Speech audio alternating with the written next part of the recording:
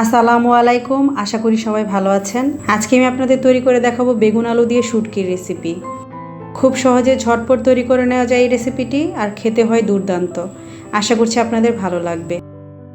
তো শুটকির তরকারিটি তৈরি করার জন্য প্রথমে আমি একটা মশলা তৈরি করে নিব। এখানে আমি নিয়ে নিয়েছি বড় সাইজের একটি পেঁয়াজ, ছোটো সাইজের 2টি রসুন আর 7 থেকে 8টি কাঁচামরিচ। সবগুলো উপকরণ মিক্সিতে নিয়ে আমি একটি পেস্ট তৈরি করে নিব। তবে পেস্টটা কিন্তু খুব মিহিভাবে তৈরি করব না, আধা ছেঁচার মতো করে তৈরি করে নিব।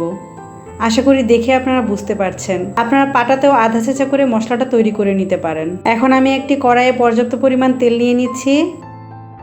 তেলটা হালকা গরম হয়ে আসলে দিয়ে দিলাম শুটকি।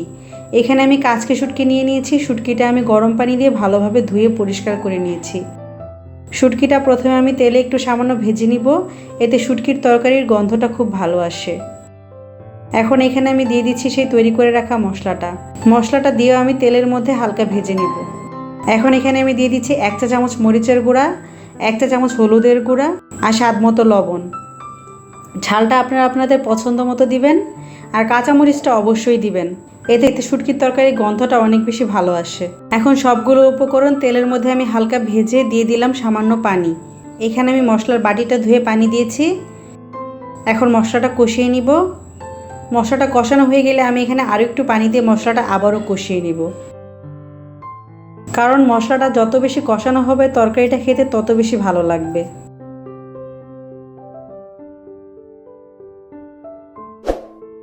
মশলাটা কষানো হয়ে গিয়েছে। এখন এখানে আমি দিয়ে দিচ্ছি আলু।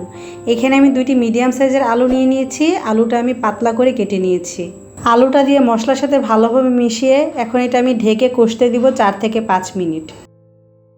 এই সময় চুলার আগুনটা আমি কমিয়ে রেখেছি যাতে আলুটা পুড়ে না যায়। আপনাদের যদি প্রয়োজন মনে হয় তাহলে সামান্য পানি দিতে পারেন। আলুটা কষানো হয়ে গিয়েছে। আমি মাঝে আরও 1 থেকে 2 বার আলুটা ঢাকনা খুলে নেড়েচেড়ে দিয়েছিলাম যাতে পোড়া না লেগে যায়। এখন দিয়ে দিচ্ছি বেগুনগুলো আমি একটু চিকন করে কেটে নিয়েছি, আর বেগুনগুলো ধুয়ে আমি পানি ঝরিয়ে নিয়েছি। বেগুনটা দিয়ে সবগুলো উপকরণ ভালোভাবে মিশিয়ে আবার আমি ঢেকে কষতে দিব প্রায় 2 থেকে 3 মিনিট। আপনারা নিশ্চয়ই খেয়াল করেছেন আমি কিন্তু এই তরকারিতে জিরা বা ধনিয়ার গুঁড়া ব্যবহার করিনি। শুটকির তরকারিতে জিরা বা ধনিয়ার গুঁড়া ব্যবহার করলে শুটকির যে নিজস্ব গন্ধটা এটা ঢাকা পড়ে যায়। এইভাবে আপনারা ট্রাই করে দেখবেন, আশা করি আপনাদের ভালো লাগবে। দেখুন বেগুনটা কিন্তু অনেকটা নরম হয়ে গিয়েছে। এখন এটা ঢেকে আমি আরেকটু কষিয়ে নিব। বেগুনটা প্রায় কষানো হয়ে গিয়েছে। বেগুনে যদি প্রয়োজন না হয় তাহলে আর আপনারা পানি দিবেন না। আমার কাছে মনে হচ্ছে আরেকটু পানি লাগবে বেগুনটা সিদ্ধ হওয়ার জন্য, তাই আমি এখানে সামান্য পরিমাণে পানি দিয়ে দিলাম। পানি দিয়ে ভালোভাবে মিশিয়ে এখন এটা আমি ঢেকে রান্না করব প্রায় 7 থেকে 8 মিনিট। এই সময় চুলার আগুনটা আমি লো টু মিডিয়ামে রেখেছি। বেগুনটা কিন্তু খুব ভালোভাবে জাল না হলে বেগুনের কিন্তু একটা উগ্র গন্ধ থাকে, তাই বেগুনটা অল্প আঁচে জাল দিয়ে ভালোভাবে তরকারিটা রান্না করতে হবে। 7 থেকে 8 মিনিট পরে দেখুন তেলটা উঠে এসেছে, আলুটাও সিদ্ধ হয়ে গিয়েছে, শুটকির তরকারি হয়ে গিয়েছে। দেখলেন তো কত সহজে তরকারিটা তৈরি করে নেওয়া যায়। আশা করছি রেসিপিটা আপনাদের ভালো লেগেছে। ভালো লেগে থাকলে প্লিজ চ্যানেলটিকে সাবস্ক্রাইব করবেন, লাইক করবেন, শেয়ার করবেন। সম্পূর্ণ ভিডিও দেখার জন্য ধন্যবাদ সবাইকে। আসসালামু আলাইকুম।